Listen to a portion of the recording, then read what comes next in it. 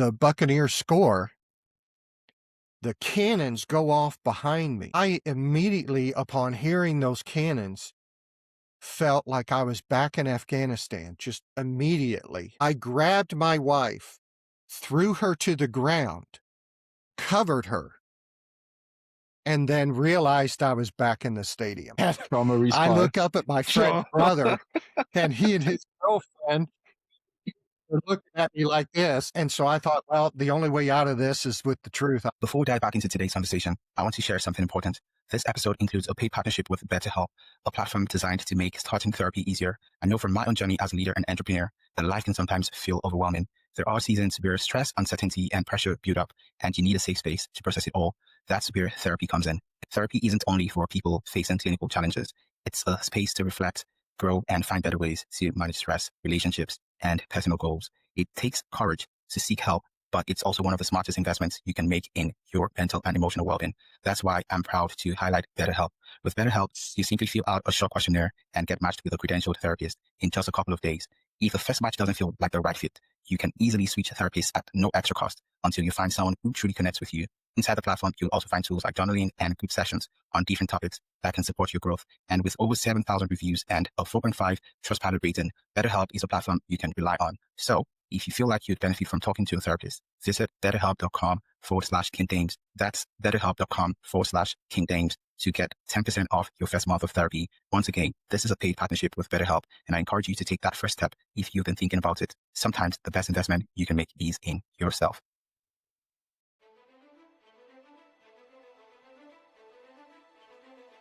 Welcome to the King Dems podcast, where we share the stories of extraordinary people and dissect hot, relevant topics that shape our world. From visionary leaders to trailblazing creatives, we uncover the mindset, strategy, and grit behind greatness. Whether it's business, culture, or personal growth, we ask the real questions. This isn't just conversation, it's transformation. The King Dems podcast. Your next breakthrough starts here. Music licensing reimagined. We are live, ladies and gentlemen. You once again welcome to the King Dames podcast. And today I've got with me triple VIP fighting out of California, United States of America. Make welcome Larry Brant. How are you, Dr. Larry? I am doing well. I hope everyone out there is doing well. And how are you doing, my friend? Doing amazing, super fantastic. Wow. So it's time to give you a proper introduction, give you your flowers. Wow. So Dr. Larry Brand, thank you for saying yes to this moment. You are not just a Navy chaplain. You are not just a veteran. You are not just a minister. You're someone who has been chosen to stand in the space where brokenness meets meaning. 16 years serving as a Navy chaplain, 25 years of pastoral leadership, board certified in chaplaincy, a trusted voice on PTSD and moral injury, a guide for people who feel disconnected from life, from identity, and from hope. Your work centers on restoring people to a life with the belief is still worth living. That is sacred work.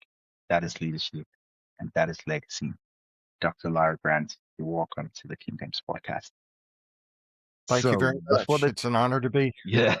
Yeah, you're welcome, sir. Before the titles and of course the credentials, who were you before the uniform and before the pulpit?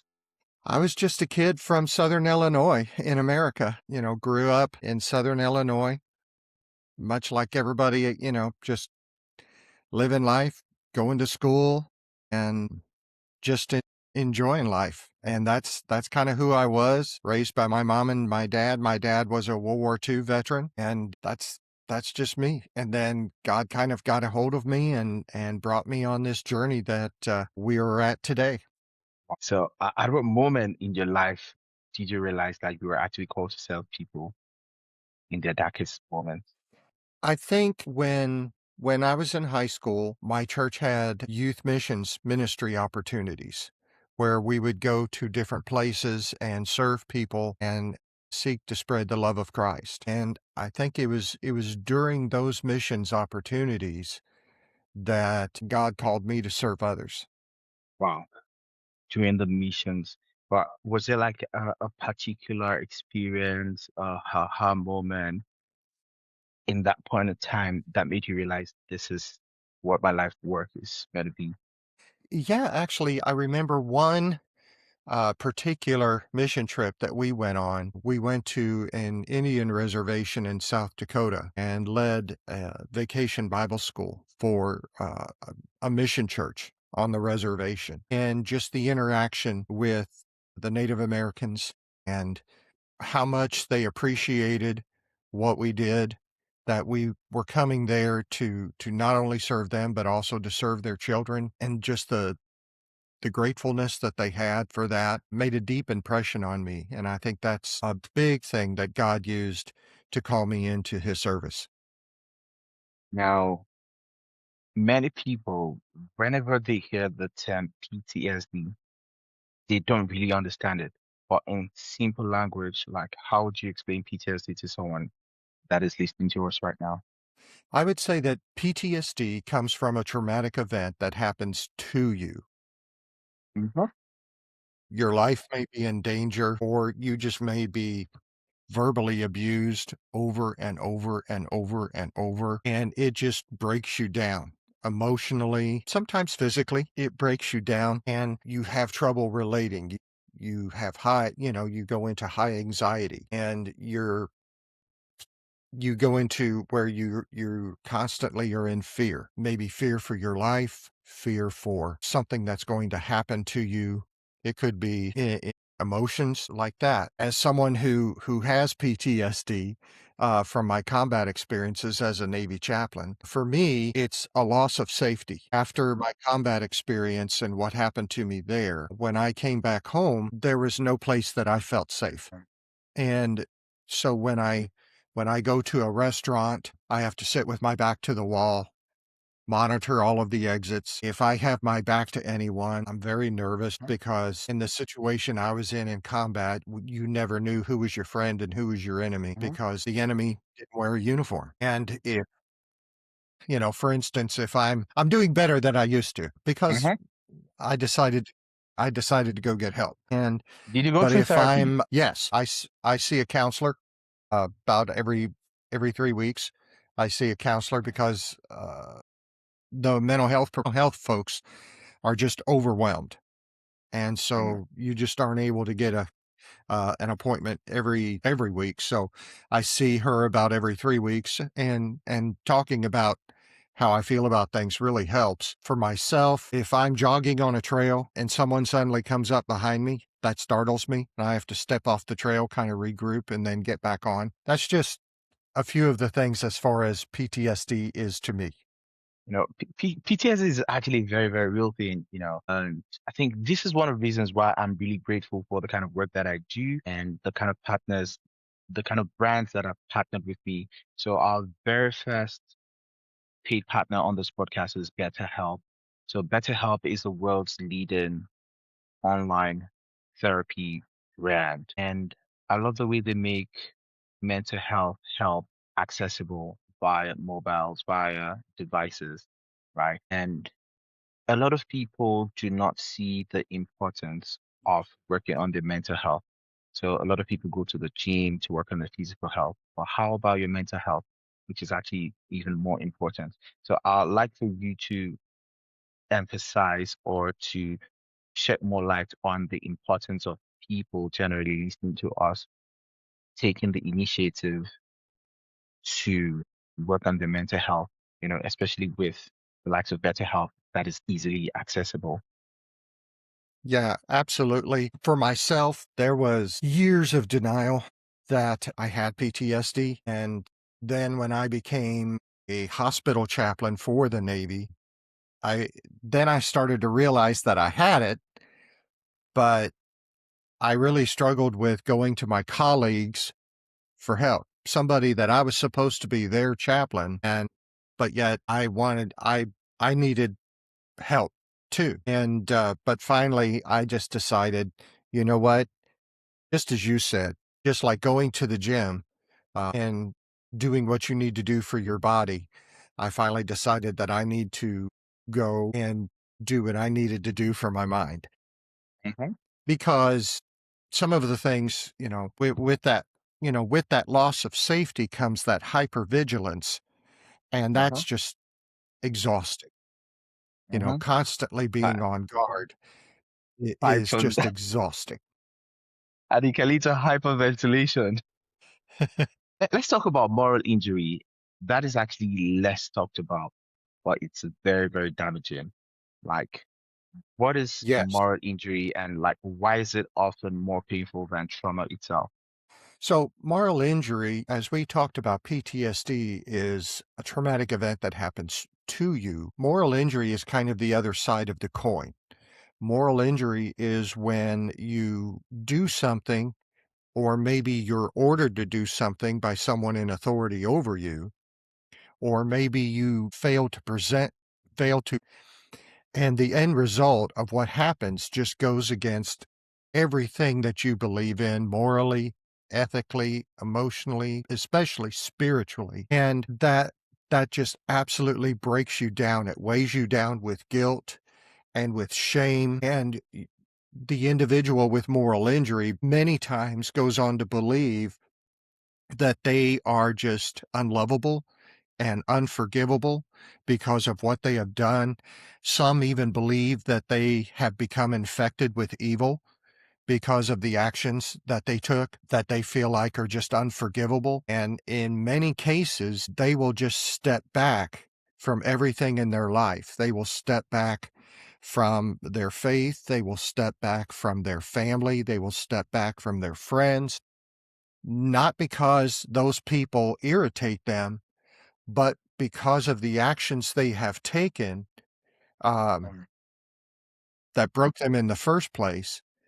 They are afraid that they will infect those people with their badness, with their evil, and so they step back and isolate themselves, quite often self-medicating, and in some cases, that self-medication even goes to the point of suicide, because they just feel like Mm. they're unfixable, and they feel like it's better for everyone else if they just take themselves out of the picture permanently.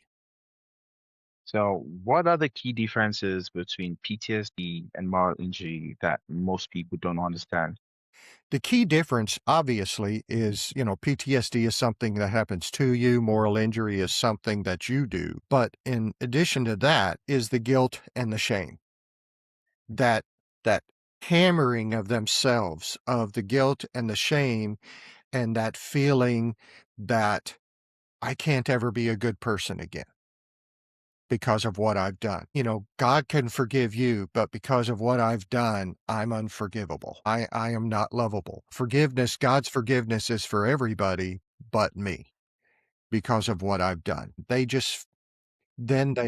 also quite often, in many people with moral injury, PTSD is there as well. And so with that, they may have had a traumatic event where something happens to them. But then in reaction to that traumatic event, they then do something that goes completely against everything that they believe in, and Mm. they emotionally break themselves is what Mm. happens. So if you could imagine and this is just one example. If you could imagine a soldier in Iraq, boy, someone's just pinging the tar out of me. If you can just imagine a soldier in Iraq and he has a bomb that goes off near him, that's a traumatic event. Then he sees someone with a suicide vest. Well, his reaction is going to have to be, I can't let that person get close enough to me to detonate, to hurt myself, to hurt other people. So then he shoots and kills that individual, finding out later that it was actually a pregnant woman with a suicide vest. So now Mm. he's dealing with the thought of taking another life, even though he had a choice between bad and worse. And then he's also grappling with the idea that he also killed that unborn life. And he feels like, at that point, he feels like, I'm just a terrible, horrible person because of what I've done. Even though his choices were between bad and worse. Or you look at someone, say a medical provider, at the height of COVID, and we all saw those articles where there wasn't enough ventilators to go around during the height of COVID. And so what about that medical provider where he has to make that decision? This person gets to go on the ventilator. This person has to die because we just simply don't have enough ventilators to go around.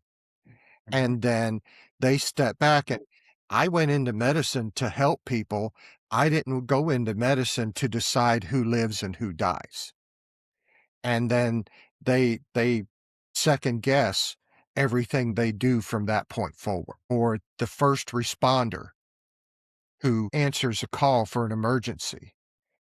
And then afterward, if the person, if there's an unsuccessful resolution to that issue, then they start second guessing themselves, saying, well, here I trained to be a first responder, but I'm not good. I'm not a good person doing this. Do I really help people? And they just start second guessing themselves and thinking that they're not only a bad first responder, but maybe a bad person to begin with as well. And Wow. so doing that, it can even go into the world of, we have people who have PTSD from sexual assault. But Uh-huh. what happens to that individual if after the sexual assault, they have the PTSD from the sexual assault, but then they begin to believe, and sometimes this is what the perpetrator says to them, if you weren't a certain way, I wouldn't have had to do this to you. Or you realize that what I did to you was all your fault, even though we know that is not the case. But sometimes for some people, they begin to believe that the assault was their fault and that they Yeah. did bring it on themselves. And then they start thinking of themselves less and less of a person, and they go deeper and deeper into their shell because they're afraid if they come out, they could get attacked again. But they also may be afraid that if they come out of their shell, that they're going to be encouraging others to behave in a way that somehow they get attacked. I know that may seem crazy, but I have come across individuals like that. And it's hard to see somebody who thinks so little of themselves because of an action that has happened to them and then maybe a reaction that they had in response. Oh. And one really, really tiring thing about a lot of people in this bracket is their unwillingness to speak up, to at least talk about it, right? Because I say a problem shared is a problem half solved. I have had the privilege of encountering, you know, a good number of individuals like this, but they are typically unwilling to speak up. And also, I think society has a way of shaming people or stigmatizing people, right, that have gone through unfortunate incidences in life. But people just need to find a way to learn how to speak up. So, what's your word to people who are suffering in silence today? My word is find someone. Actually, I would say find two people. One, go to God. Go to God in your hurt and your pain. He will listen to you. 1 Peter 5:7 says, cast your cares upon me, for I care for you.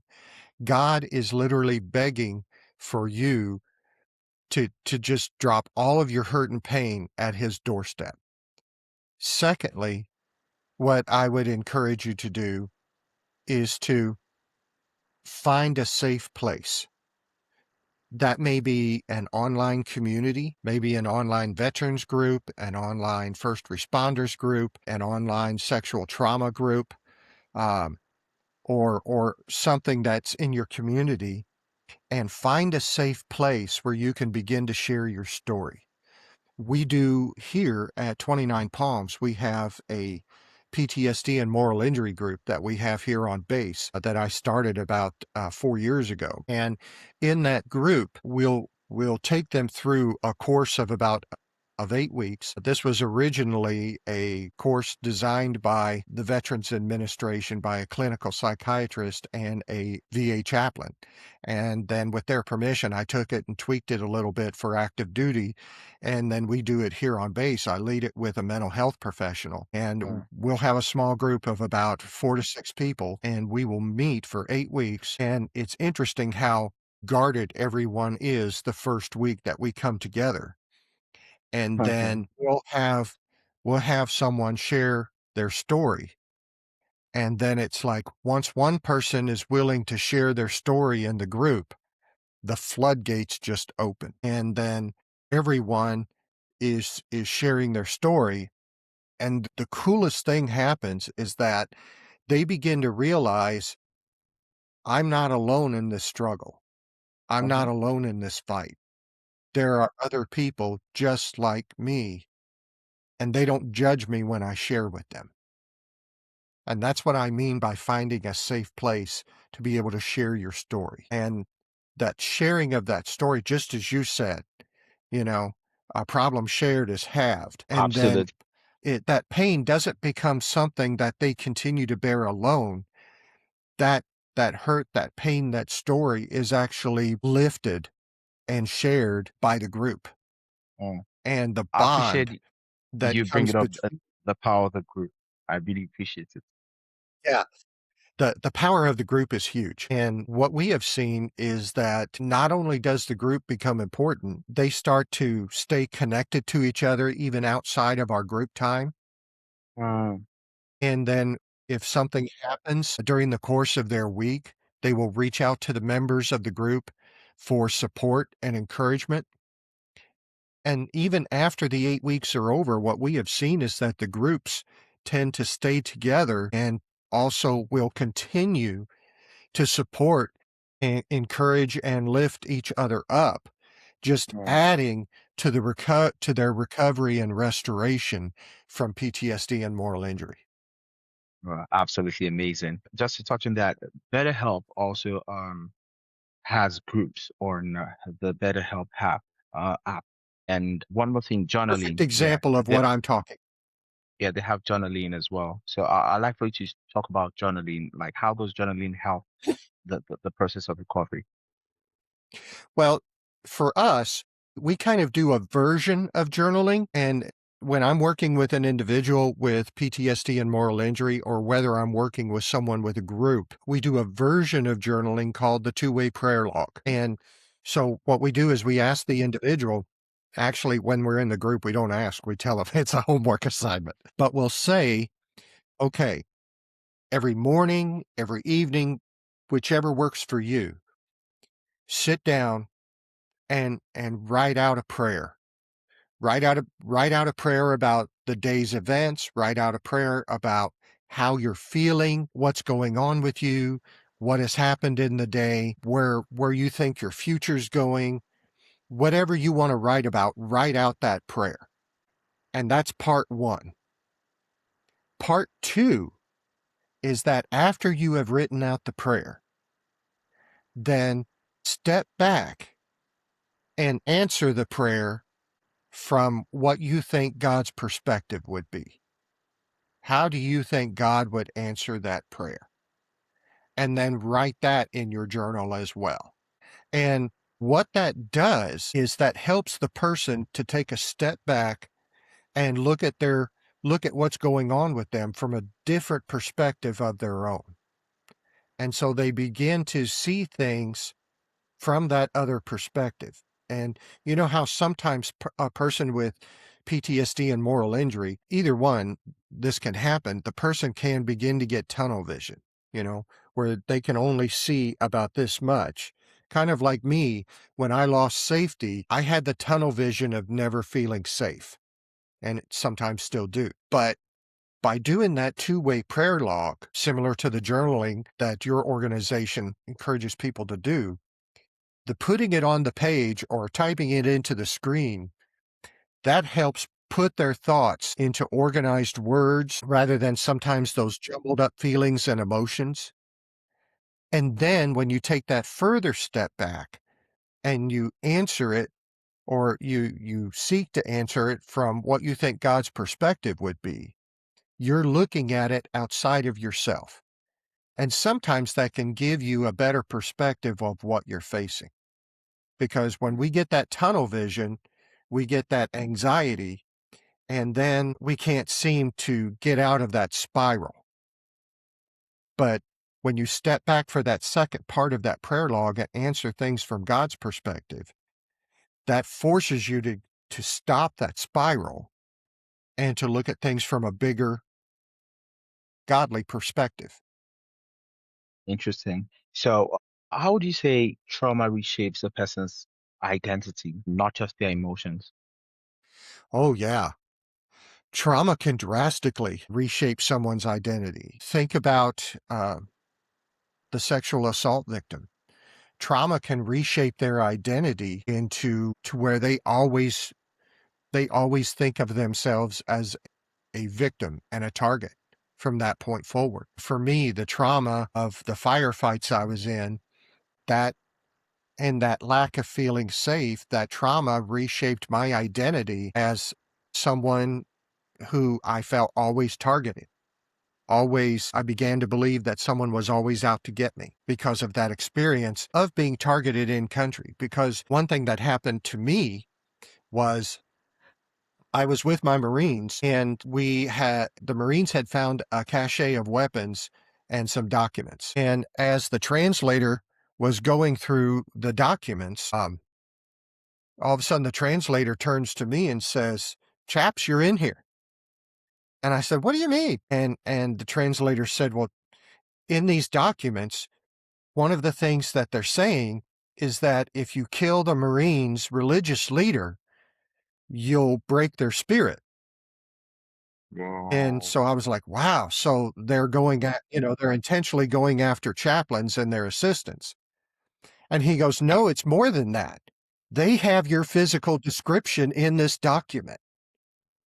So in that Whoa. document saying, kill this person, was my description and my assistant's description, saying, if you kill these two people, the religious leader and his helper, then you will break the spirit of the Marines in this area." Now, actually, truly, if they had done that, what they would have done was just make the Marines meaner. Um, I mean, that's the truth. You kill a Marines chaplain, they're gonna go for blood even harder. But that experience of having my physical description and the words "kill this guy" took away my safety, and from that trauma reshaped my identity into someone I felt like I always had a target on my back from that point forward. Mhm. From the And I hunter to the never, hunted. especially, it was, yeah, it was a few years before I could even go to a large event. It was a few years before I could go to a baseball or football game. And then one example, I'll just tell you this. Boy, I'm really exposing myself here. Um, that was in 2011. In uh, 2015, no, what was it? No, it was fall of 2014. I was in Tampa, Florida, and the Coast Guard uses Navy chaplains. Just the U.S. Coast Guard uses Navy chaplains, so we bounce back and forth between the Navy, the Marines, and the Coast Guard. And with whatever service we're with, that's the uniform we wear. So I've got a closet full of uniforms. I got Navy uniforms, Wow. Marine Corps uniforms, Coast Guard. Those guys. When we move, the movers go, "You have more clothes than your wife." But I still don't think that's possible. One of my best friends in the Navy, his brother at that time was working for the football team, the Tampa Bay Buccaneers. And so he had gotten us a couple free tickets for a preseason game. And so the stadium is beautiful. And if you've ever been there, at one end of the stadium, because they're the Buccaneers, at one end of the stadium is a life-size pirate ship. But what I didn't know was, on the ship, they have working cannons. And when the Bucks score, they fire the cannons. Oh. And so my seats, or my wife and my seats, were right in front of the pirate ship. And so Goodness my gracious. friend's brother and his girlfriend come over. They're talking to us, so I'm not paying attention to the game. They're talking to us, and all of a sudden, the Buccaneers score. The cannons go off behind me. I immediately, upon hearing those cannons, felt like I was back in Afghanistan, just immediately. I grabbed my wife, threw her to the ground, covered her, and then realized I was back in the stadium. And Trauma I look response. up at my friend's Trauma. brother, and he and his girlfriend were looking at me like this. And so I thought, well, the only way out of this is with the truth. I just said, man, I'm just so sorry. When I heard those cannons, I flashed and I reacted without even thinking, and my wife saw the floor of the stadium in between the seats, saying, get me up, get me up. And bless her heart, she's still with me to this day. But that's just one example of how trauma can reshape you. You've actually spoken about addressing mental health issues even in the church, in society at large, right? So what does the church and the society Yes. generally need to wake up to when it comes to mental health, when it comes to PTSD, when it comes to moral injury? I think the church needs to educate itself. As I've traveled this country, even as I've traveled the world on deployments, I've talked to a lot of pastors in a lot of different places. What I have seen is if you ask a pastor what's PTSD, more often than not, they can give you a pretty good description of what that is because they have recognized it, they've educated themselves, they've started working with church members who have that. But then when you ask a pastor or a ministry leader, hey, can you tell me what moral injury is? Usually they will just go, they'll either give you a look like a deer in headlights, or they will just look at you and say, I have absolutely no idea. But then when you say what moral injury is, it's when a person transgresses and does something against everything that they believe in and it has broken them. Then usually that pastor will step back and go, I know exactly who that's describing. And then they can tell you that there's probably one, two, maybe even more individuals within their congregation that completely describes.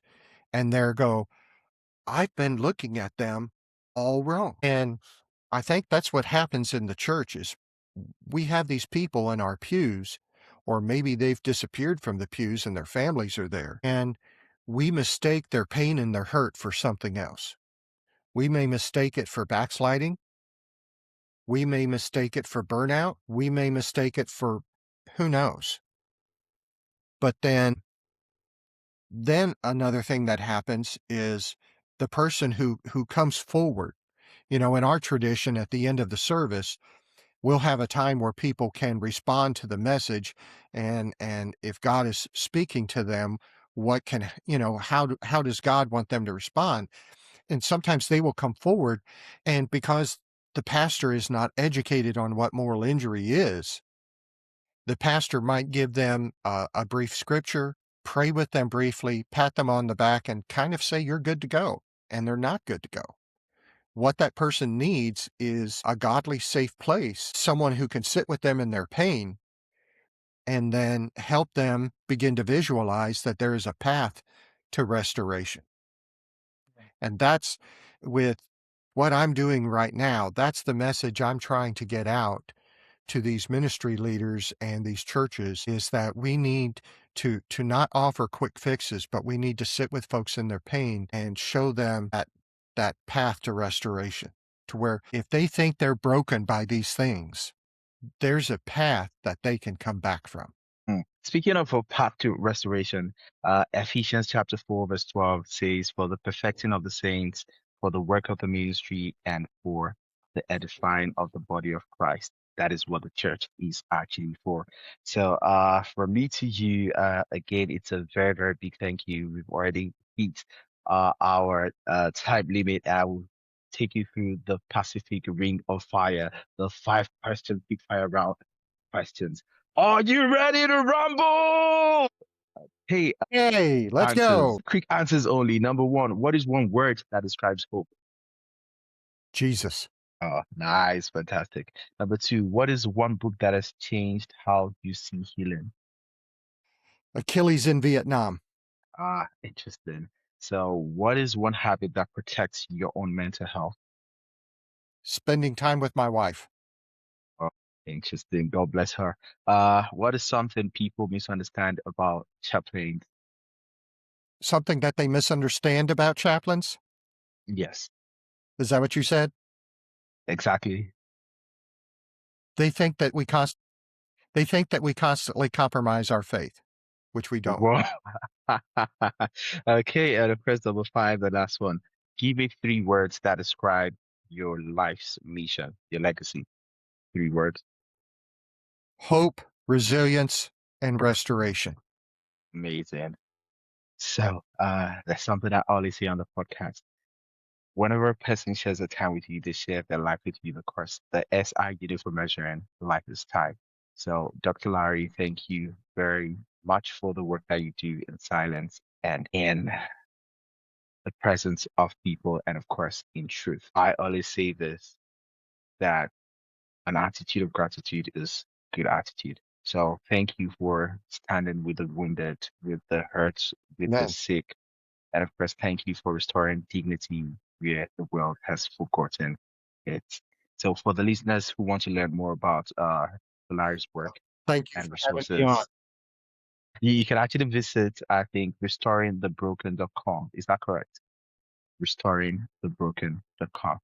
Love Actually, it's and massive respect to you. restoringthebroken.com was taken. So it's restoring-the-broken.com, or you can look me up on Amazon. My book is coming out very soon and it's called Restoring the Broken. You could type that into Amazon as well and you will see that come up, and it will be available on Kindle, paperback, and hardback.